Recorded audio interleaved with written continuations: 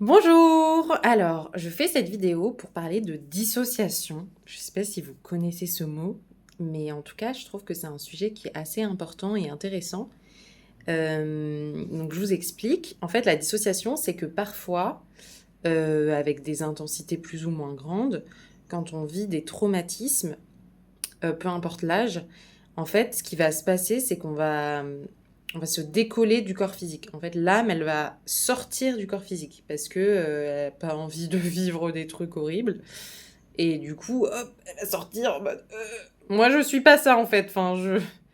Je me désolidarise de la situation et en fait, ça va créer que il y a une part de nous qui est quand même assez importante et profonde, même si on la nomme pas toujours, etc. Ben, l'âme, en fait, tout le monde en a une. Enfin, c'est quand même assez profond, quoi. Comme c'est notre être, quoi. Enfin, c'est pas exactement notre être. Je ferai une vidéo pour expliquer vraiment ce que c'est l'âme. Mais en tout cas, c'est celle qui porte toutes nos mémoires et c'est celle qui va permettre de faire le pont entre la personne humaine qu'on est et notre être divin véritable. Voilà, pour faire court. Et donc, qu'est-ce qui se passe quand elle se décolle comme ça de notre corps physique? Ben, en fait, c'est ce qu'on appelle la dissociation. Et donc, après ces traumatismes-là, quand on vit du coup ce qu'on appelle la dissociation, ce qui se passe, c'est qu'on peut être vraiment séparé de notre corps physique. C'est-à-dire qu'en fait, on ne s'en rend pas forcément compte, mais du coup, on va pas être à l'écoute de notre corps physique parce qu'on va comme plus vraiment l'habiter. Et c'est ce qui se passe aussi. Les personnes dissociées, souvent, sont énormément dans leur tête, mais bien plus que la moyenne des gens. Je veux dire, on est tous dans nos têtes à moindre mesure. Et c'est pour ça que je vous dis qu'il y a des intensités aussi de dissociation. Mais quelqu'un de dissocié, c'est vraiment... Enfin, c'est toute la journée vraiment dans la tête, dans le corps mental, ce qui le met complètement en flottement, en fait, au-dessus de son corps physique, ce qui fait qu'il va pas du tout être en contact avec ses sensations, il va pas être en capacité de s'ancrer, ça va pas être possible d'ancrer quelqu'un de dissocié, il est pas dans son corps. Donc, vous pouvez mettre toutes les racines que vous voulez sous vos pieds, ça marchera pas. Ça a été mon cas, c'est compliqué. Donc c'est important de le savoir et c'est pour ça que je fais cette vidéo parce qu'en fait moi j'ai été dissociée très longtemps et je ne savais pas que j'étais dissociée. Et c'était compliqué quand même, parce que du coup, il se passait des choses galères pour moi. C'est-à-dire, par exemple, bah, ne pas du tout sentir les effets de l'alcool. Et du coup, bah, me retrouver ivre morte sans le ressentir et donc continuer de boire et ne pas comprendre parce que je n'étais pas dans mon corps, en fait. Du coup, je ne pouvais pas comprendre. Et je me souviens que bah, même mes copines, elles étaient là, mais faut pas que tu te mettes dans des états pas possibles et tout. Et j'étais là, mais je sens même pas la limite. Genre, je sais même pas ce qui se passe en fait. Pourquoi.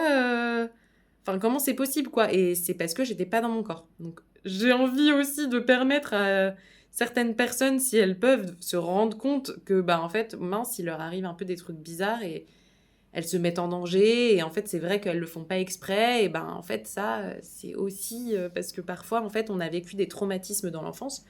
Parfois, on n'est même pas au courant. Hein. Moi, j'étais même pas au courant que j'avais vécu des traumatismes qui m'avaient dissocié ou quoi. Enfin, voilà. Et du coup, bah, c'est quand même mieux de le savoir, quand même. Ça permet de se dire, ah oui, d'accord, en fait, c'est pas de ma faute. Parce que forcément aussi, ce qui se passe dans la dissociation, dans beaucoup de cas, c'est que on se met à culpabiliser.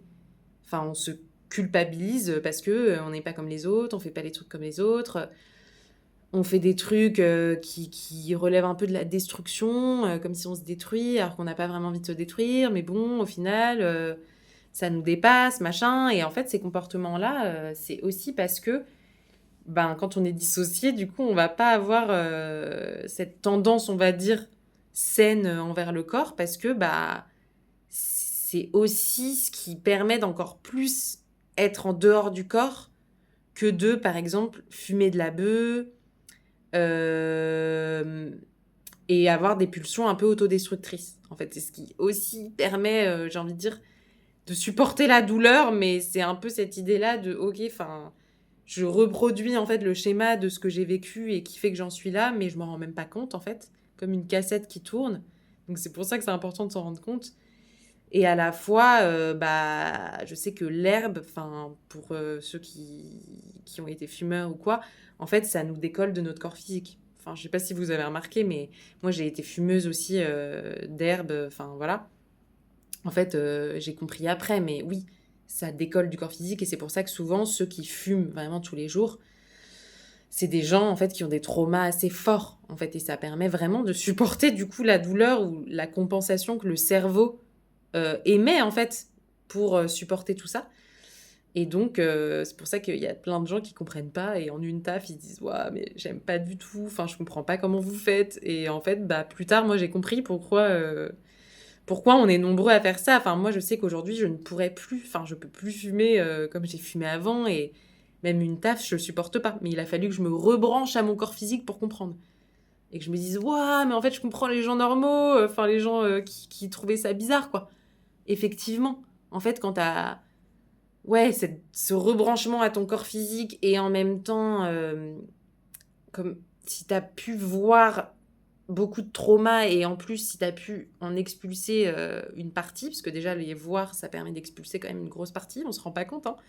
Mais je pense que 70% du travail sur soi, il est dans la prise de conscience. Donc, on se rend pas compte, hein. Moi, c'est un truc que j'ai que trop peu valorisé, en fait. Parce que bah, parfois, en fait, c'est tellement dans notre nature de voir les choses, d'analyser, de comprendre, et en fait, on valorise pas alors que c'est hyper puissant. Bref, du coup, la dissociation, c'est quand même un vaste sujet, et en fait, il y a plein de manières d'être dissocié. Du coup, il y a les traumatismes qui font qu'on n'est pas du tout relié à notre corps physique, parce que bah, du coup, on se sent pas en sécurité non plus dans notre corps physique. Donc, c'est tout un process aussi de se rebrancher à son corps physique.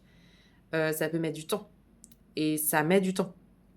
Parce que bah, y a une part de nous qui est quand même très forte et très présente, qui a enregistré que être dans le corps physique, mauvaise idée. C'est l'insécurité là-dedans.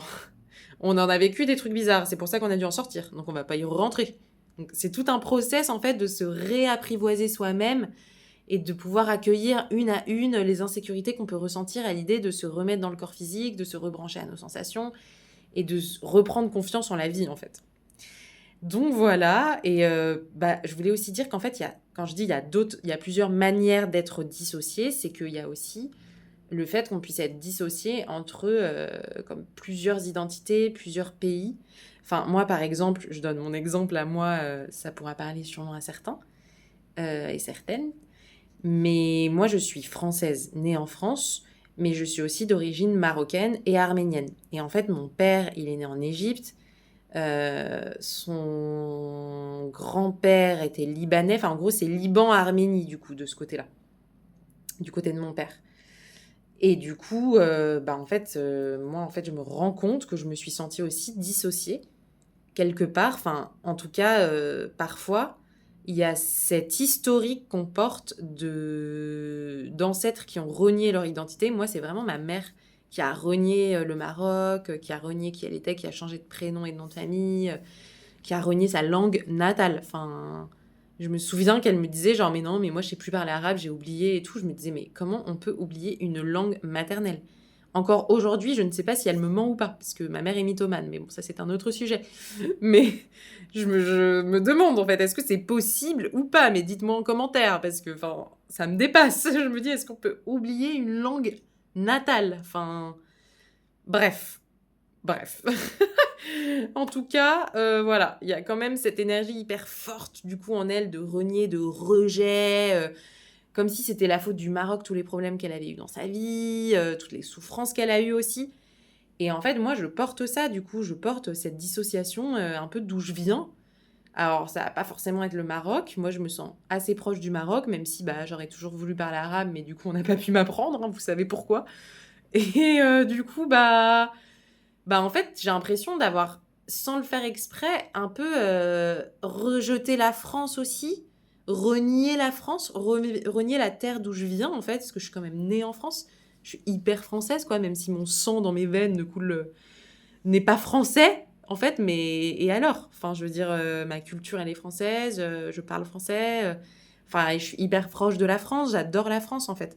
Mais effectivement, je suis partie il y a 4 ans. Au final, là, je vis pas en France.